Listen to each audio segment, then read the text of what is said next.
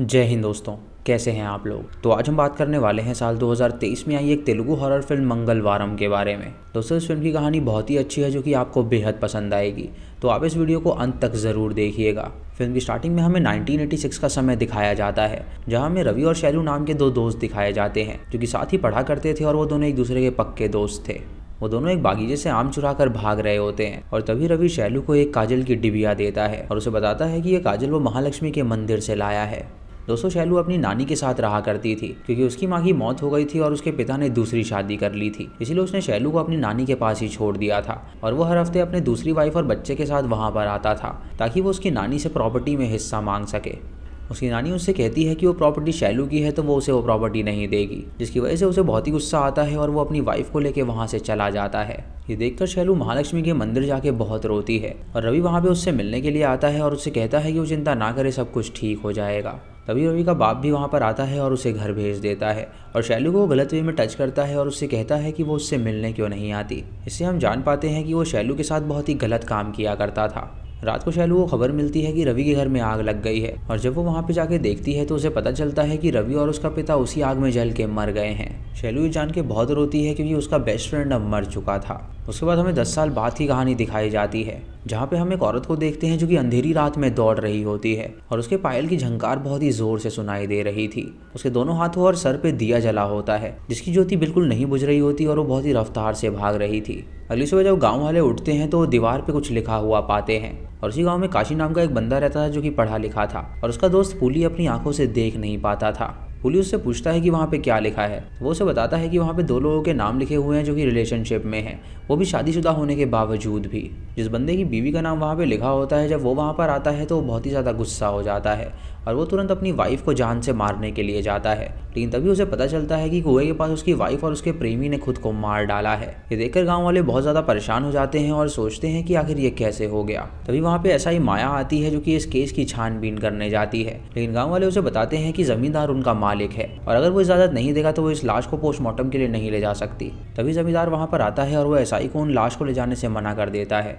SI उसे समझाती है कि उसे लगता है कि ये मर्डर है इसीलिए पोस्टमार्टम करना ज़रूरी है, लेकिन जमींदार उसकी नहीं सुनता और उससे कहता है कि ये आत्महत्या है और कुछ भी नहीं। उस गांव में विश्वनाथम नाम का एक डॉक्टर भी होता है जो कि बहुत ही हेल्पफुल था और वो गरीबों की मदद किया करता था। अगर लोगों के पास पैसे नहीं होते थे तो वो फिर भी फ्री में इलाज कर देता था। 3-4 दिन बाद गांव में शादी होती है और सभी लोग उस शादी में आए होते हैं और वहीं पे गुर्जा नाम का एक बंदा होता है जो कि कहता है, उसे लगता है कि शायद शिवा ने ही ये मर्डर किया है। दोस्तों, शिवा वहाँ का फोटोग्राफर होता है जो कि शादी में आया हुआ था और वो अपना नाम सुन के गुर्जा से लड़ने लगता है, जिसकी वजह से पूरे गांव में ही हाथापाई होने लगती है। तभी वहाँ पे जमींदार की बीवी आती है तो सभी लोग ऐसा प्रिटेंड करते हैं कि वहाँ पे कुछ हुआ ही नहीं है और जमींदार की जो बीवी थी वो हमेशा पूजा पाठ में ही लगी रहती थी, इसलिए वहाँ के लोग उसे बहुत ही ज़्यादा इज्जत देते थे।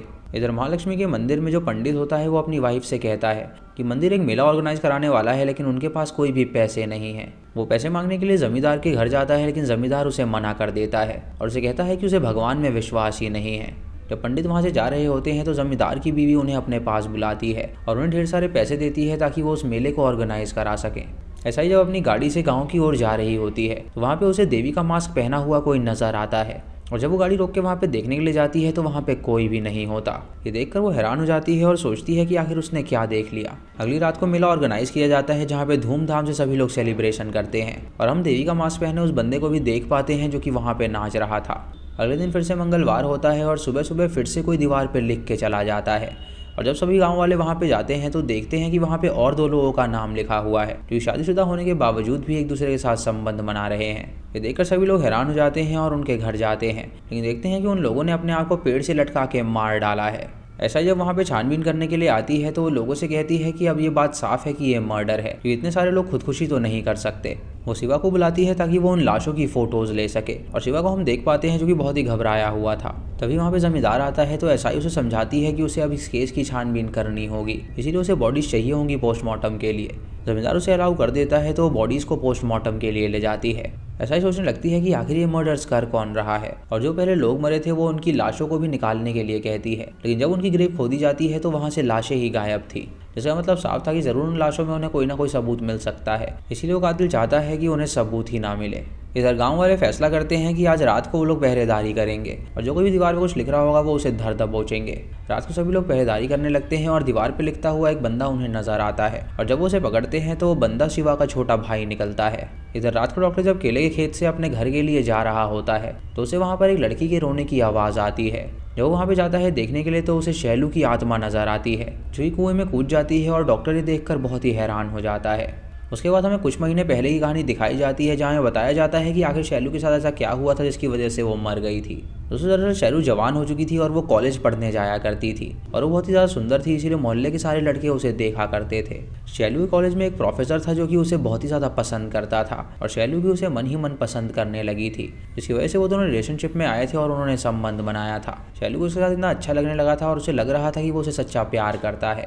लेकिन एक दिन शैलू को कॉलेज में पता चला कि उसने किसी और लड़की के साथ शादी कर ली है। इससे उसे बहुत ही बुरा लगा और वो उसके पास बात करने के लिए गई, लेकिन उस प्रोफेसर ने उसे धक्का मार के कहा कि वो उससे कभी प्यार कर ही नहीं सकता। इससे शैलू का नर्वस ब्रेकडाउन हो गया, लेकिन उसे प्लेजर चाहिए था, इसीलिए वो गांव में जो भी लड़के थे उन सबके साथ ही वो रिश्ते बनाने लगी। वो इतनी ज़्यादा बुरी बन गई थी, गांव के मर्द उसके साथ कुछ भी करते थे। एक दिन गांव वाले उसकी हरकत से बहुत ज़्यादा परेशान हो गए और उन्होंने जमींदार के पास जाके उन्हें सारी बात बता दी। जमींदार ने फैसला किया कि वो लोग शैलू को गाँव से बाहर निकाल देंगे, इसीलिए वो लोग शैलू के घर गए और उसे घर से उठा के उसे बुरी तरह पीटा और जमींदार ने उसे अपने गाँव से बाहर निकाल दिया और लोगों ने उसे बहुत ही ज़्यादा पत्थर मारे, जिसकी वजह से शैलू को बहुत ही बुरा लगा और उसने कुएं में कूद के अपनी जान दे दी। दोस्तों फिर कहानी प्रेजेंट में आती है जहां हम ऐसा ही माया को देखते हैं जो कि शिवा के भाई का इंटरोगेशन कर रही थी। शिवा का भाई उसे बताता है कि वो गुर्जा की बहन से बहुत ही प्यार करता है और उसे लगा था कि अगर वो उन दोनों का नाम लिख देगा तो गुर्जा उसकी बहन से उसकी शादी करा देगा। इसीलिए वो लिखने के लिए गया था, लेकिन वो पकड़ा गया, लेकिन उसने ये सारे मर्डर्स नहीं किए हैं। ऐसा जब उसकी राइटिंग मिलाती है तो उसे पता चलता है कि वो कातिल नहीं है,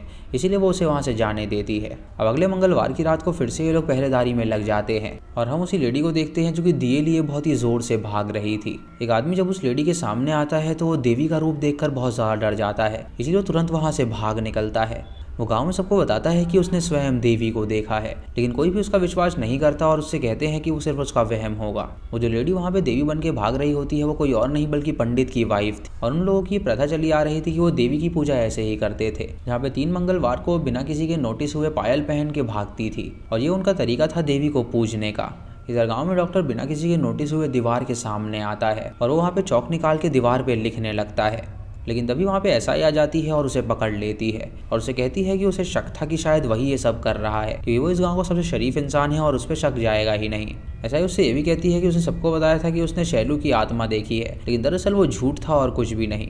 डॉक्टर ये सुन के समझ जाता है कि अब उसका भांडा फूट चुका है, इसलिए वो अपने बैग से सुई निकालता है और उसे इंजेक्ट कर देता है, जिससे एसआई बेहोश हो जाती है।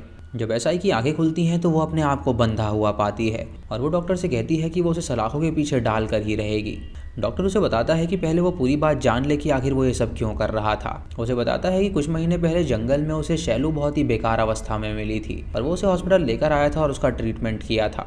शैलू बहुत ज़्यादा डरी हुई थी, इसीलिए वो उसे लेडी डॉक्टर के पास ले गया और लेडी डॉक्टर ने जब उसका चेकअप किया तो उसे पता चला कि वो एक निम्फोमेनियाक है। निम्फोमेनिया एक बीमारी होती है जो कि इंसानों में प्लेजर जगाती है और एक पल भी इंसान प्लेजर के बिना नहीं रह सकता। यही कारण था कि गांव में उसे जो कोई भी नजर आता था वो उसके साथ संबंध बनाती थी। उस बीमारी से छुटकारा पाने के लिए खुद को मारती पीटती भी थी। लेकिन ये एक ऐसी बीमारी है जो कि बहुत ही मुश्किल से ठीक होती है, क्योंकि यहाँ पे इंसान को कंट्रोल करना पड़ता है। डॉक्टर उसे ये भी बताता है कि उसने उसे अपनी बेटी की तरह रखा था और शैलू भी उसे अपना पिता मानने लगी थी और उसका ख्याल रखती थी। इधर शिवा जब जंगल में उस लिखने वाले को ढूंढ रहा होता है तो उसके सामने वो मास्क मैन आ जाता है जो कि उससे लड़ने लगता है। शिवा उसे स्टैब कर देता है जिससे उसके पेट से खून निकलने लगता है, लेकिन तभी वो एक त्रिशूल उठाता है और उसके शरीर के आर पार कर देता है, जिससे शिवा की वहीं पर मौत हो जाती है। इधर डॉक्टर एसआई को बताता है कि शैलू बहुत ही ज़्यादा परेशान हो गई थी और वो पूरी तरह अकेली थी और उसे एक साथी की ज़रूरत थी। और एक दिन उसके पास उसके बचपन का दोस्त रवि आया जो कि जिंदा था और उसे जिंदा देखकर वो बहुत ज़्यादा खुश हो गई थी। रवि ने उसे बताया कि एक दिन उसने उसके पिता की करतूत देख ली थी कि वो उसे बहुत ही गंदी तरह टच किया करता था, इसीलिए उसने अपने पिता को मार डाला और अपने घर में आग लगा दी थी ताकि लोगों को लगे कि वो भी उसमें जल के मर गया है। लेकिन तब से ही वो साए की तरह उसके पीछे ही रहा था और वो देवी के मंदिर में ही रहता था और जो कोई भी कुछ देवी को चढ़ाता था वो उसी भोजन को खाता था।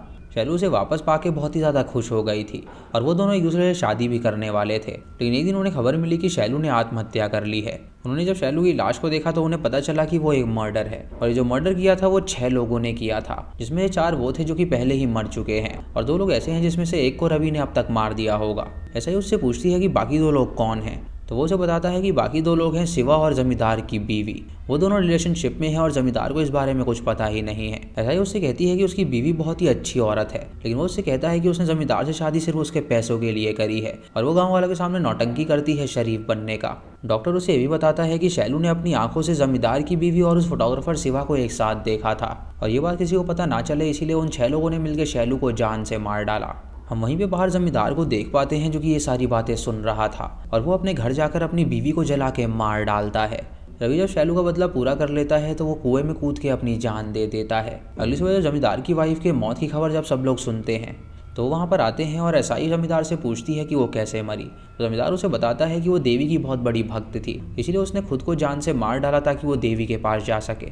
एसआई भी ये समझ जाती है कि उसने ही उसे मारा है, लेकिन शैलू के प्रति उसे बहुत ही ज़्यादा दया आ चुकी थी, इसीलिए वो डॉक्टर और सबको छोड़ देती है और उस गाँव से चली जाती है। रात को जमींदार डॉक्टर को बताता है कि जब वो सारी बातें एसआई को बता रहा था तो वो वहीं पर था और उसने जब ये सुना तो उसने अपनी बीवी को मार डाला। वो उससे पूछता है कि जब शैलू मर चुकी थी तो उन्हें कैसे पता चला कि उन्हीं 6 लोगों ने शैलू को मारा है। इस उनके डॉक्टर उन्हें बताता है कि उन्हें पुली ने ये सब बताया। जी हाँ दोस्तों, पुली गांव वालों के सामने देख नहीं सकता था, लेकिन सच्चाई ये थी कि वो नाटक करता था ताकि उसे कुछ पैसे मिल सके खाने के लिए। वो बिल्कुल नॉर्मल था और वो देख सकता था। उसी जंगल में था जब वो 6 लोग मिलकर उसे मार रहे थे और उसने सब कुछ अपनी आंखों से देखा था और डॉक्टर के आने के बाद उसने सब कुछ उसे बता दिया था। इसलिए डॉक्टर और रवि ने मिलकर ये प्लान किया और सबको मार डाला। तो दोस्तों ये थी इस फिल्म की कहानी। आपको इसी कहानी कैसी लगी आप हमें कमेंट सेक्शन में ज़रूर बताइएगा। दोस्तों ये फिल्म सच में बहुत ही अच्छी तरह से बनाई गई है और अजय भूपति सर का डायरेक्शन बहुत ही बढ़िया है। सभी एक्टर्स ने बहुत ही अच्छा काम किया है और आप इसे एक बार ज़रूर देखिएगा। दोस्तों अगर आप चैनल पर नए हैं तो इसे सब्सक्राइब करें और बेल आइकॉन दबाएं नोटिफिकेशंस के लिए। और दोस्तों वीडियो को लाइक और शेयर करना बिल्कुल मत भूलिएगा। तो मैं मिलता हूँ आपको अगली वीडियो में, तब तक के लिए जय हिंद।